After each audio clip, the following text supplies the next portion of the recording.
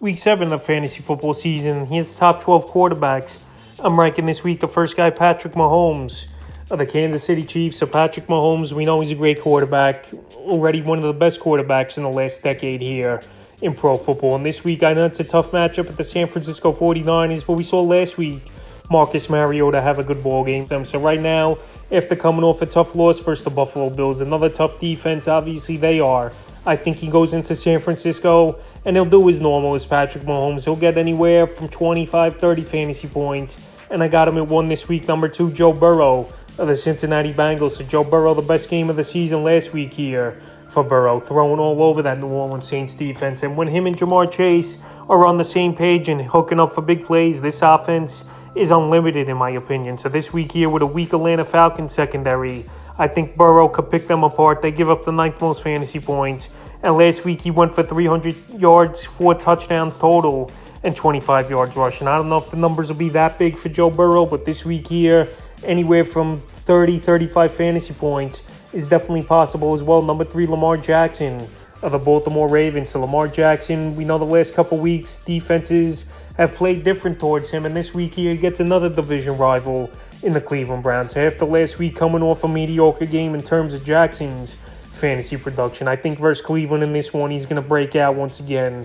He's going to have a big game on the ground. And if he could get Rashad Bateman back as well in this offense, he'll be a plus, obviously, for Lamar Jackson. So right now, after coming off of 2 mediocre games for Lamar, this week he's going to get back on track, in my opinion, here.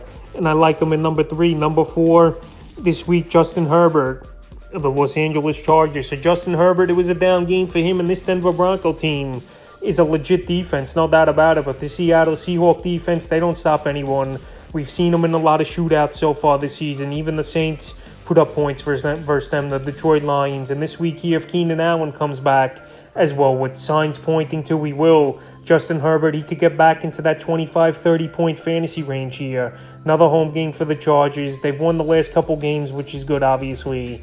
But if you get Allen back and you're versus this week's secondary of Seattle, this is a monster game, I believe, here for Herbert. And I got him at 4. Number 5, Tom Brady of the Tampa Bay Buccaneers. So right now, Brady and this team, I think they got to come out of the gates throwing more. A lot of predictable first and second down runs for this offense over there in Tampa Bay. And this week they got a Carolina Panther team that they don't really stop anyone. A division matchup coming off a horrible loss in a team they were big favorites versus in the Pittsburgh Steelers in week 6. I think Brady comes out firing in this one. They get back on track. And it wouldn't surprise me at all here if Brady goes bonkers for 300 yards and 4 touchdowns. But this week I got him at 5 because it's no guarantee he's going to do that.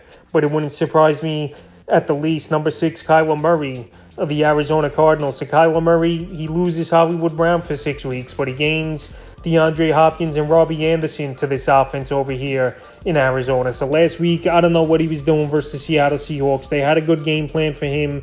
Obviously, it was a division ball game, but this week here, the New Orleans Saints come to town, and they've been getting shredded of late by quarterbacks. I just mentioned it with Joe Burrow last week for 300 passing yards and 4 touchdowns total in that game. So Kyler Murray last week, he used his legs more, his biggest game of the season on the ground, but he still only had about 18 fantasy points. So right here versus New Orleans with Hopkins back in the mix here, Robbie Anderson possibly playing as a new weapon, I think he could get back on track here, Kyler Murray. And I got him at 6. Number 7, Gino Smith of the Seattle Seahawks. So people might be thinking that it's still too high for Gino Smith. And last week, yes, he didn't have a good fantasy game, is Gino. He had a mediocre game, but quarterback's a very weak position. And this week here, he's got a good matchup at the Chargers. I think he could pick apart that secondary. DK Metcalf and Tyler Lockett, obviously great wide receivers, even though last week, I think it was just a division ball game.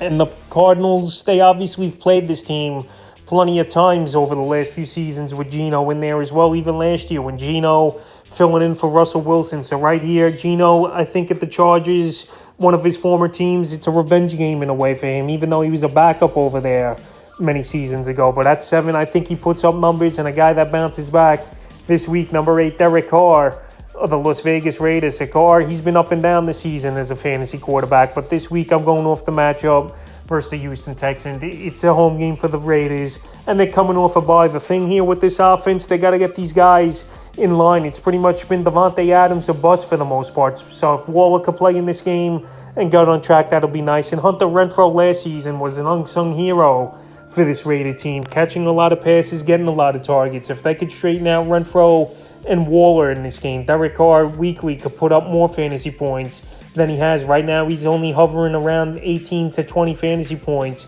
on average per week. But this week here versus Houston, I think he'll be decent and could get 22 plus in this one. Number 9, Dak Prescott of the Dallas Cowboys. So it looks like Dak Prescott is going to come back in this ball game, and he's been out for multiple weeks now with the hand injury. And Cooper Rush, he filled in well for this Cowboy team.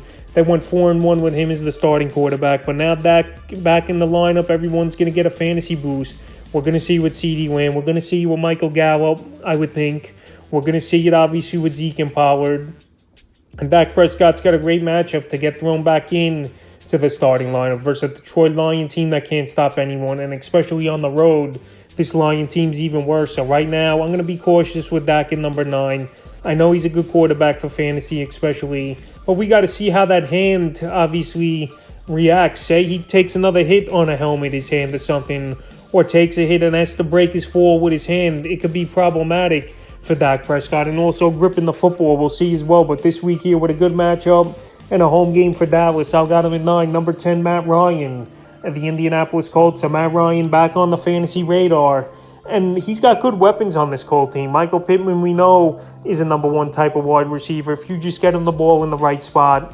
And even Alec Pierce, him and Matt Ryan the last couple weeks have built a great rapport, including that game-winning touchdown at the end of the game last week. So a couple weeks ago versus Tennessee, we saw Ryan go for 356 pass yards and 2 touchdowns. What an throw in that one. So right now, it was a good week last week for Ryan where he had over 30 fantasy points. And right here, this Titan team does give up the 3rd most fantasy points to quarterbacks on the season. So this Colt team is starting to find their stride on offense, winning 3 out of 4 ball games, including beating the Chiefs in week 3 here. Matt Ryan, this week, he's a serviceable quarterback, anywhere from 18 to 20 fantasy points. And nowadays, that's a lot, just the way the landscape of quarterbacking has been in fantasy this year. And with a couple good guys on by, like Josh Allen and Jalen Hurts, Ryan's a viable option.